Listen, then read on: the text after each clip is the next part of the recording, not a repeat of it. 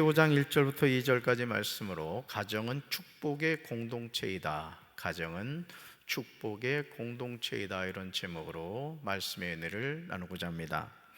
하나님이 가정을 만드신 후에 아담과 하와에게 가장 먼저 주신 것이 무엇일까요? 놀랍게도 창세기 5장 2절을 보시면 다음과 같이 나옵니다. 말씀 같이 읽습니다. 그들이 창조되던 날에 하나님이 그들에게 복을 주시고. 아멘. 그렇다면 하나님이 처음 사람인 아담과 하와에게 주신 복은 무엇일까? 우리가 흔히 복을 생각하면 부귀영화 무병장수를 생각합니다. 돈 많이 벌고 신분이 높아지고 몸이 귀하게 되어 이름이 세상에 빛나는 거죠. 또한 평생을 살면서 아프지 않고 오랜 세월을 장수하는 것입니다. 이런 복에 관한 생각을 가지고 살기 때문에 우리는 이 세상에서 부귀영화 무병장수를 얻기 위해서 몸부림을 칩니다. 이런 복을 누리지 못하는 사람들을 향하여 입으로는 말하지 않지만 속으로 지지리도 복도 없는 인생이라고 판단합니다. 그러나 오늘 창세기 5장 1절로 2절을 보시면 하나님이 말씀하시는 성경에서 말하는 복은 우리가 생각하는 것과 많은 차이가 있음을 알게 됩니다. 우리 첫째 같이 읽습니다. 하나님이 사람을 창조하실 때 하나님의 모양대로 지으셨다는 것입니다. 아멘. 하나님의 모양대로 지으셨다는 것은 단순히 외형적인 모습만을 의미하지 않습니다. 여기서 말하는 하나님의 모양대로는 하나님의 성품대로라고 보시면 됩니다. 여기서 말하고 있는 하나님의 성품을 우리는 본받아야 될 줄로 믿습니다. 사도 바울의 고백을 통해서 본다면 성령의 9가지 열매라고 할 것입니다. 우리 말씀 같이 읽습니다. 오직 성령의 열매는 사랑과 희락과 화평과 오래 참음과 자비와 양선과 충성과 온유와 절제니 이 같은 것을 금지할 법이 없느니라. 아멘. 요한일서 4장 8절에서 요한은 하나님에 관하여 이렇게 정의하고 있습니다. 같이 읽습니다. 사랑하지 않는 사람은 하나님을 알지 못합니다. 하나님은 사랑이시기 때문입니다. 아멘.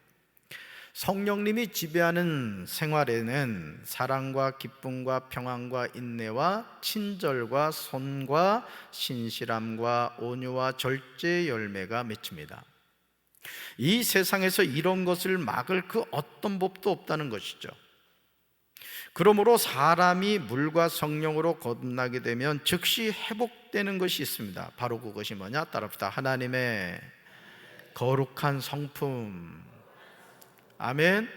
우리가 물과 성령으로 거듭나게 되면 무엇이 회복되느냐? 하나님의 거룩한 성품이 회복됩니다. 이 성품을 회복해야 될 줄로 믿습니다. 요한복음 3장 6절로 8절에서 예수님은 니고데모에게 이렇게 말씀하세요. 같이 읽습니다. 사람이 육체적으로는 그의 부모로부터 태어나지만 영적으로는 성령으로부터 태어난다. 내가 너에게 다시 태어나야 한다라고 말한 것에 너무 놀라지 마라. 바람은 제 맘대로 부는 법이다.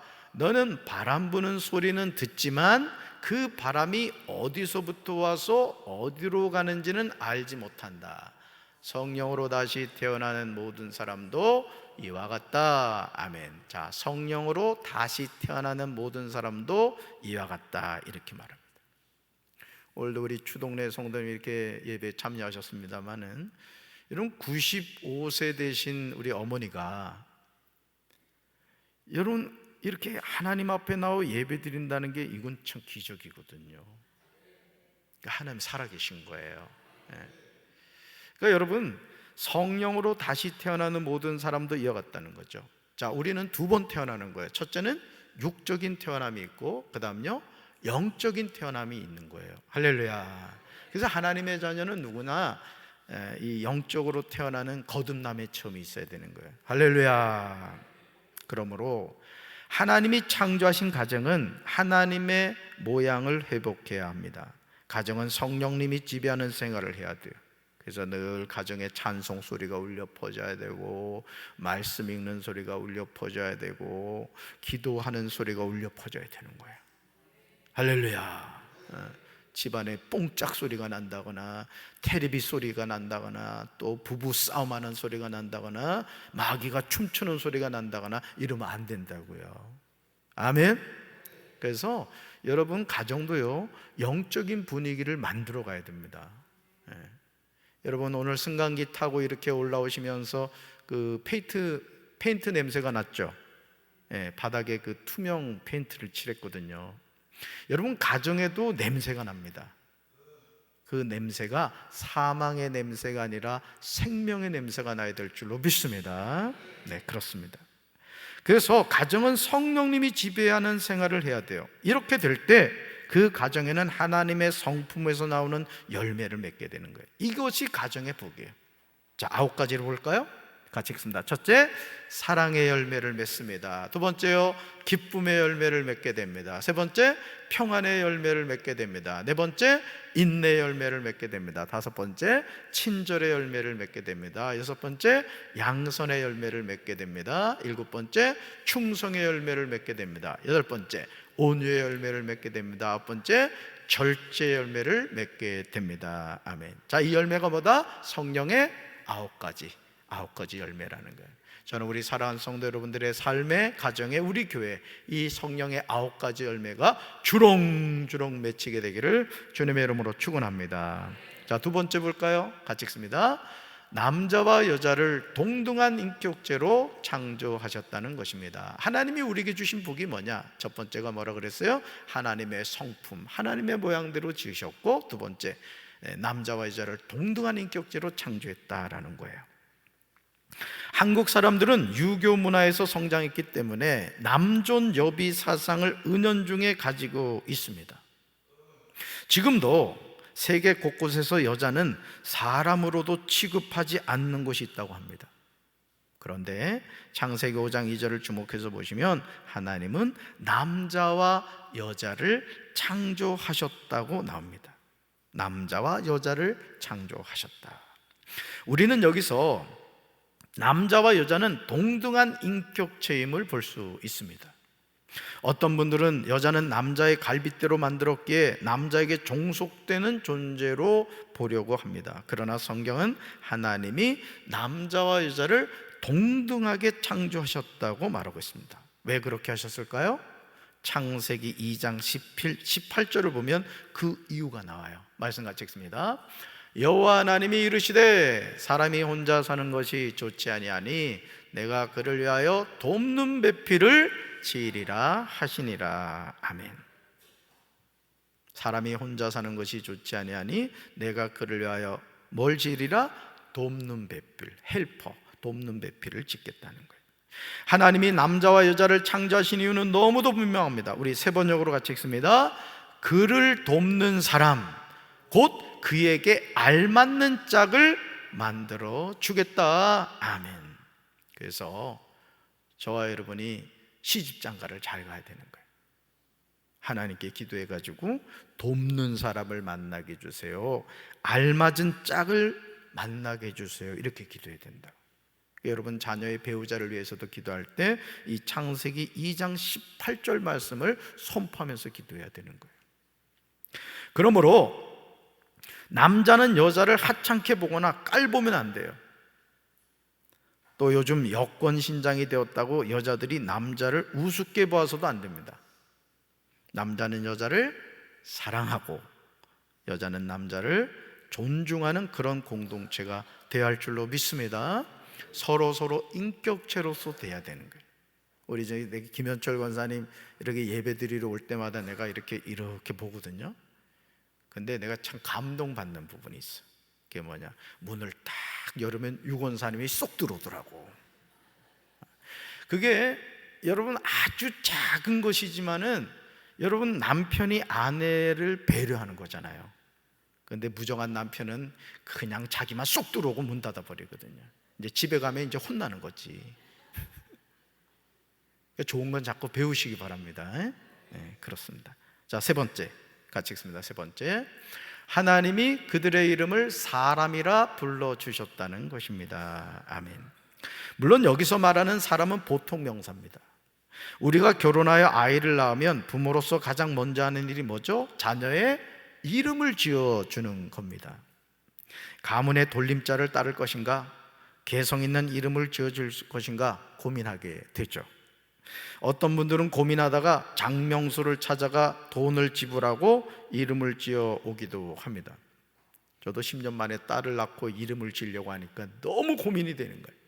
그래가지고 결국 어떻게 했느냐, 담임 목사님한테 가서 딸 이름 좀 지어주십시오 했더니 목사님이 어질 인자에 은혜 해자, 어질고 은혜로운 딸이 되어라 해서 인혜라고 지었습니다. 어떤 분들은 은혜라고 하는 분도 있고, 뭐 하여간 막 이름을 막 바꾸시던데, 어질 인자에 은혜 해자입니다. 어느 날 제가 시험을 봐서 틀리는 분들은 문제가 있는 거예요. 부모가 신경 써서 자녀에게 그렇게 이름을 지어주는 이유는 한 가지죠. 앞으로 사랑하는 자녀가 자기 이름처럼 잘 되기를 원하기 때문입니다. 저는 하나님이 최초로 창조하신 남자를 사람이라고 지어주신 것도 하나님이 이런 기대를 하셨기 때문이라고 믿습니다. 이름이란 한 사람을 대변합니다. 그러므로 하나님은 남자와 여자를 향하여 사람이라는 이름을 지어주셨습니다. 성경을 보시면 하나님은 최초로 창조된 사람을 아담이라고 부르셨습니다. 물론 아담이란 말 자체가 사람이란 뜻입니다. 그렇다면 하와라는 이름은 누가 지어줬을까요? 창세기 3장 20절을 보시면 아담이 모든 산자의 어머니라는 뜻으로 하와라고 지어준 것을 보게 됩니다. 여자다, 하와다, 남편이 지어줬다는 거죠. 그러니까 하나님이 직접 이름을 지어준 최초의 인물이 아담이었던 것입니다. 사랑하는 성도 여러분, 우리는 누구나 복받기를 간절히 원해요. 저는 담임 목사로서 우리 사랑하는 성도들이 하나님 주시는 복받게 되길 주님의 이름으로 축원합니다. 여러분, 담임 목사가 이렇게 되어서 보니까 어떤 마음이 드냐면, 우리 성도들이 잘 되기를 정말 원하는 마음이 진짜 가득해요. 그리고 여러분들이 잘 됐다는 이야기를 들으면 괜히 기분이 좋은 거야. 괜히 진짜 그렇더라고. 그리고 여러분들이 잘 되라고 내가 계속 축복하잖아.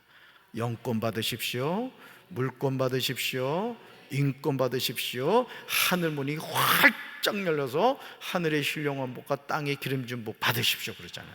네, 그게 담임 목사의 마음이라고. 또 중요한 게 있어. 복을 받기만 하면 안 된다고. 여러분, 아닌 말로 복을 받기만 하면 뭐해? 복을 쓸 줄 알아야지. 그래서 나는 우리 성도 여러분들이 하나님이 주신 복을 받으시되 그 복을 아낌없이 쓰시길 주님의 이름으로 축원합니다. 그래서 여러분들이 하나님께 기도할 때 재물 얻을 능력도 구해야 되겠지만 그 재물을 잘 쓸 수 있는 능력도 구해야 되는 거예요.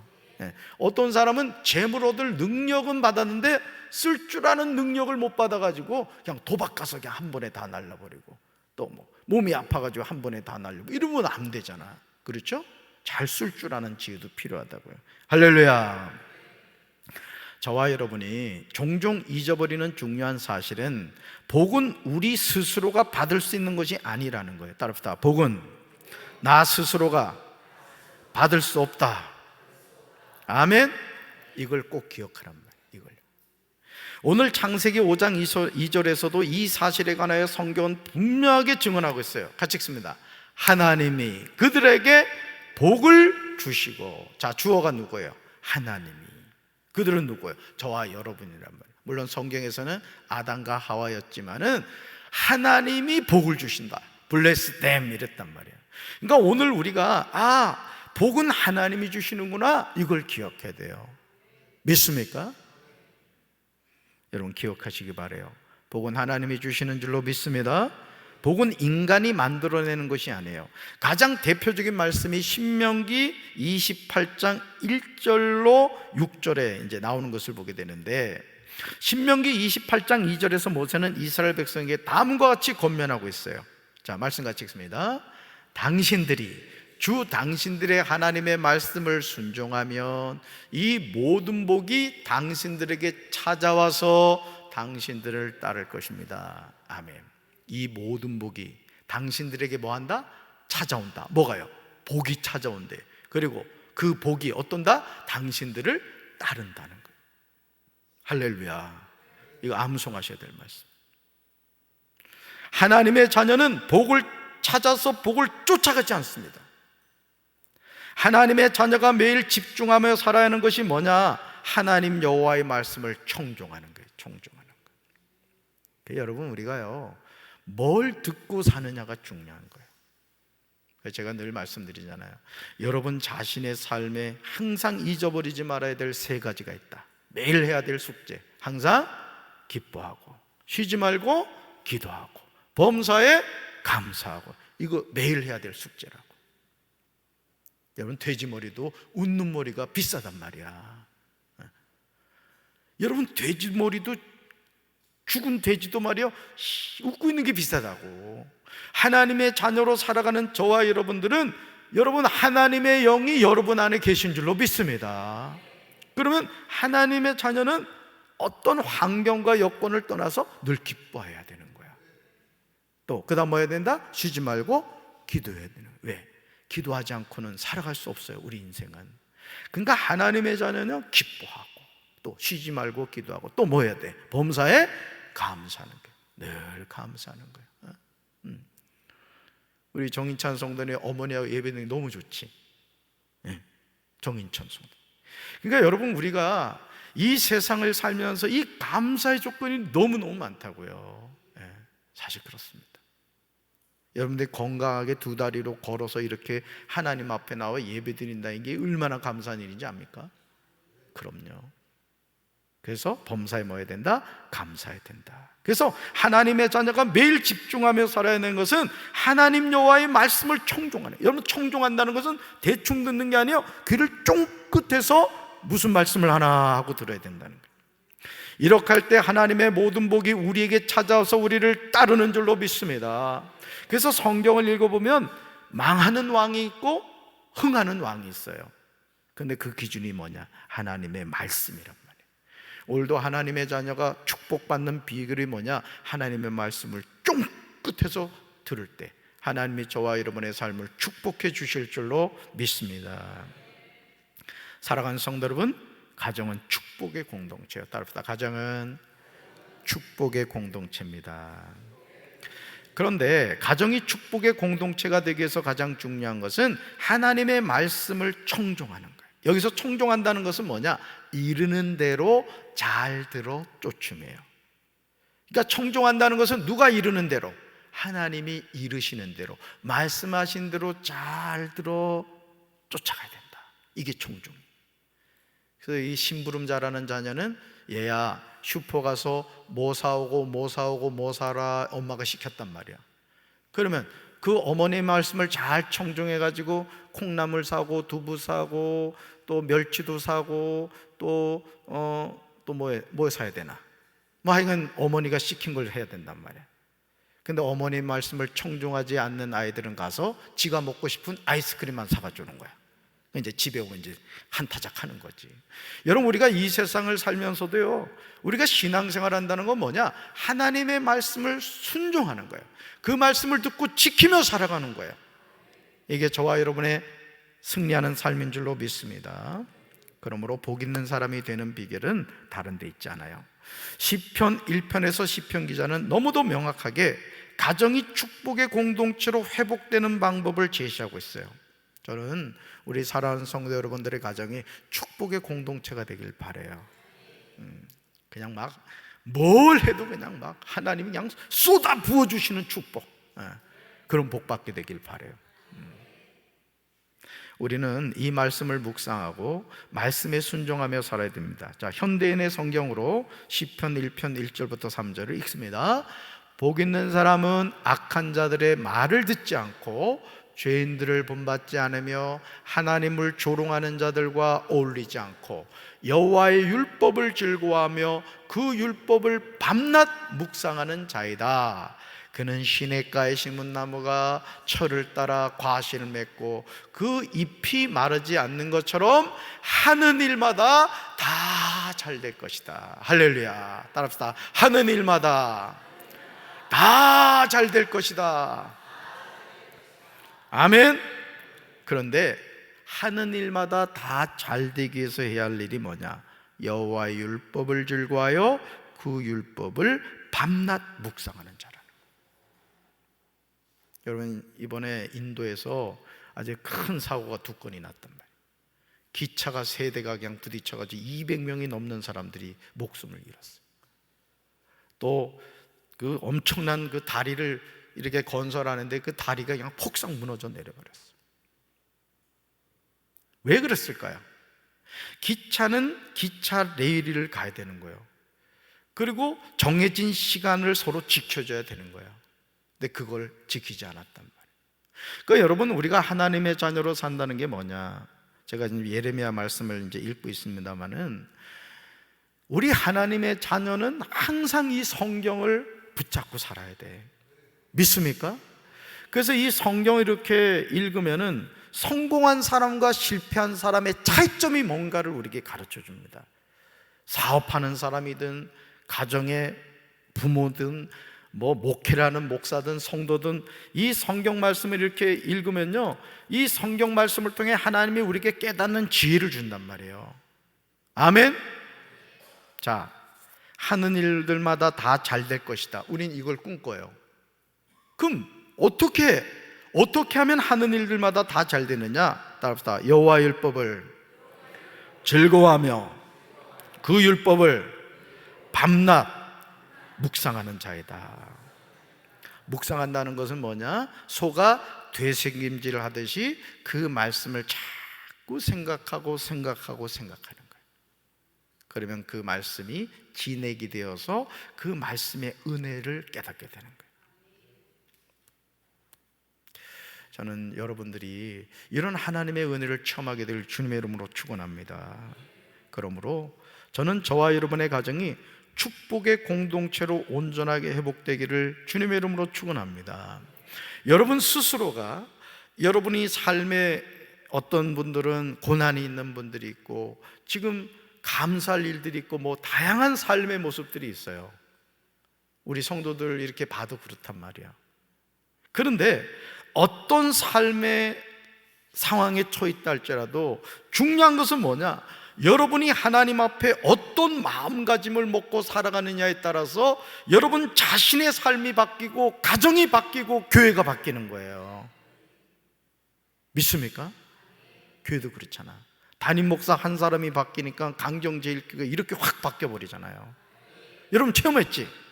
여러분 가정도 마찬가지라고. 이웃집 아저씨가 이웃집 아줌마가 여러분 가정을 축복의 공동체로 만드는 게 아니라는 거예요. 그러니까 여러분 이왕 예수 믿는 거 결단합시다. 복 받겠다. 누가 주는? 하나님 주신 복 받겠다. 그리고 그 복을 자녀들에게 물려주는 부모들이 되란 말이에요. 할렐루야.